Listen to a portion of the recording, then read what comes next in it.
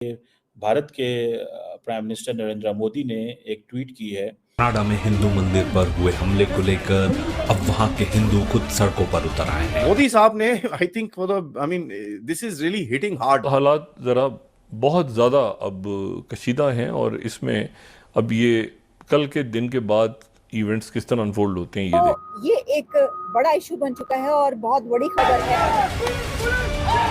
इस दौरान हिंदुओं की भारी भीड़ देखने को मिली। इस दौरान खालिस्तान मुर्दाबाद और जय श्री राम के नारे भी लगाए वो गए। इंडिया के बिहेवियर को मोल्ड करना चाहते हैं and they have not been that much successful. ठीक है जी। इंडिया के जो हुक्मरान हैं वो उनके मुल्क के साथ सिंसेयर हैं। हमारे हुक्मरान हैं तो वो अपने मुल्क के साथ सिंसेयर नहीं है। अच्छा। ये सारे चोर हैं, डाकू हैं। बटोगे तो कटोगे, ये चीज आज कनाडा की सड़कों पे आपको दिखेगा।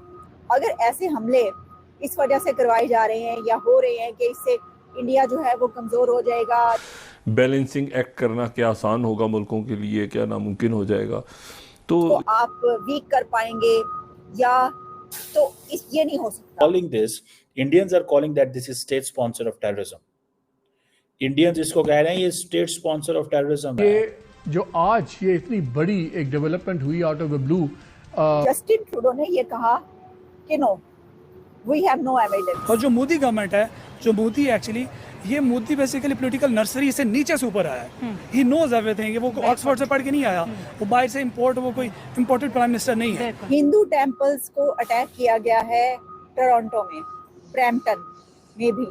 तो जिसने जो बोया है उसने वही काटा है। उन्होंने टेक्नोलॉजी की, आईटी की, एजुकेशन की, रिसोर्सेज की खेती बोई थी। आज वो दुनिया में सबसे आगे है। टेम्पल्स पर जो हमला है, मैं ये समझती हूँ कि ये ट्रूडो को कमजोर करेगा, क्योंकि कनाडा का देखिए अभी तक कोई पब्लिक में सबूत नहीं पेश किया। जैसे एविडेंस तो दिखाएं हमको एविडेंस। तालिबान की खेती बोई थी। अब हर दूसरे दिन सुनने को मिलता है तालिबान ने इधर हमला कर दिया, उधर हमले कर दिया। हमारे ही जनरेट किए हुए हैं और अब हम अपना उसकी वजह ये है कि इंडियंस बैक ऑफ नहीं करेंगे। इशू तो ये है कि जो इंसाफ का पूरा सिस्टम है वो कहाँ पे खड़ा है इस वक्त मुल्क में। हमारे YouTube चैनल हिंदुस्तानी हाइट्स में आपका स्वागत है दोस्तों। खालिस्तानियों द्वारा कनाडा में लगातार हिंदू समुदाय और उनके मंदिरों को निशाना बनाया जा रहा है। कनाडा के ऊपर Indian prime minister Modi ji ने कल ट्वीट किया और कहा कि ये हम पूरी तरह से जानबूझकर की गई इस हिंसा की निंदा करते हैं। इस ट्वीट के बाद से ही हिंदू संगठनों ने कनाडा की सड़कों पर जोरदार प्रदर्शन किए और बटेंगे तो कटेंगे के नारे भी लगे। जय श्री राम और भारत माता जिंदाबाद के नारों से कनाडा की सड़कें गूंज उठीं। कनाडा के प्राइम मिनिस्टर जस्टिन ट्रूडो अपनी जाती हुई सत्ता को बचाने के लिए पूरी तरह से भारत विरोध पर उतर आए। माना जा रहा है कि इस सब के पीछे अमेरिका का हाथ है, जो कि कनाडा के कंधे पर बंदूक रखकर भारत पर दबाव बनाने की कोशिश कर रहा है, जिससे कि भारत उसके हिसाब से अपने निर्णय ले और अमेरिका के दबाव में काम करे। लेकिन प्राइम मिनिस्टर मोदी ने साफ कर दिया है कि भारत किसी के दबाव में आकर अपने हितों के खिलाफ जाकर निर्णय नहीं लेगा। भारत के प्राइम मिनिस्टर नरेंद्र मोदी ने एक ट्वीट की है। मोदी साहब ने I think this is really hitting hard. Modi साहब ने बोला कि I strongly condemn the deliberate attack. अब ये वर्ड जरा थोड़ा ध्यान से देखिए। डेलिबरेट अटैक मतलब सोचा समझा, माना हुआ, प्लान किया हुआ attack on a Hindu temple in Canada. Equally appalling are the cowardly attempts to intimidate our diplomats. मतलब मोदी साहब की तरफ से ऐसी लैंग्वेज मैंने कभी देखी नहीं है। पहले तो डेलिबरेट अटैक मतलब आपने सोच समझ के ये पूरी एक साजिश की तरह इसके तहत इसके ऊपर अटैक किया गया है। उसके बाद कायरों की तरह आप जो हमारे डिप्लोमेट्स पे अटैक करते हो, ये चीजें एब्सोल्युटली खराब हैं, अपॉलिंग है। और उन्होंने ये भी, मोदी साहब ने ये भी बोला कि भाई ये जो वायलेंस के एक्ट्स हैं ये भारत को हल्का करने के लिए कोई काम नहीं करेंगे, इससे सिर्फ भारत स्ट्रांग होएगा। ये चीज आप समझ लीजिए। such acts of violence will never weaken India's resolve. We expect the Canadian government to ensure justice and uphold the rule of law. भाई जिस रूल ऑफ लॉ को आप लेके चारों तरफ भटकते रहते हो, उसको जरा आप ही पहले यूज करो, क्योंकि हमको देने की कोई जरूरत नहीं है। ये पहली दफा हुआ है, मैंने कभी माजी में ऐसे नहीं देखा कि भारत के वजीर आजम नरेंद्र मोदी ने ऐसी ट्वीट की हो, पर्टिकुलरली कनाडा के हवाले से। बहुत देर से कनाडा के हवाले से चीज़ें चल रही थी, लेकिन ये जो चीज़ है ये मैं समझता हूँ this is something new, unprecedented. अब ये एक ऐसी चीज़ है जो हमेशा हमेशा इंडिया और साढ़े पंजाबी कहते हैं लत उत्ते रखना, So it means that they are always like this. So they are calling this, Indians are calling that this is state sponsor of terrorism.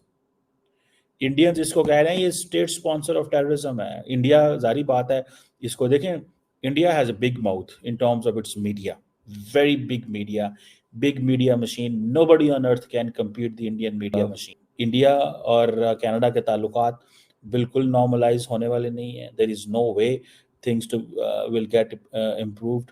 और ये एक समझ ले एक नया पेंडोरा बॉक्स खुल गया. उसकी वजह ये है कि इंडियंस बैक ऑफ नहीं करेंगे. इंडिया तो बहुत बड़ी जैसे कहेंगे ना एक कैंपेन चला रहा है विद इन इंडिया. ठीक है जी, वो अपनी उनकी बड़ी तगड़ी कैंपेन है, तो वो वहाँ पे कैसे माफ़ करेंगे कनाडा को. सो वो और देन आप इंडिया कहता है जी हमें तो प्रॉपर खालिस्तानियों से ख़तरा है, उसके खिलाफ तो हम कभी भी बैक ऑफ नहीं करेंगे. वो ये कहते हैं कि हमें ख़तरा है, हम बैक ऑफ नहीं करने, हम पूरे का पूरा मुकाबला करेंगे. और वह मुकाबला इसी तरह ही होगा कि 1, 2, 3, 4 जितने मर्जी साल लग जाएं, हम जो है वो इस चीज़ को मेक श्योर करेंगे कि जहाँ जहाँ पे खालिस्तानी बैठे हुए हैं, हम उनको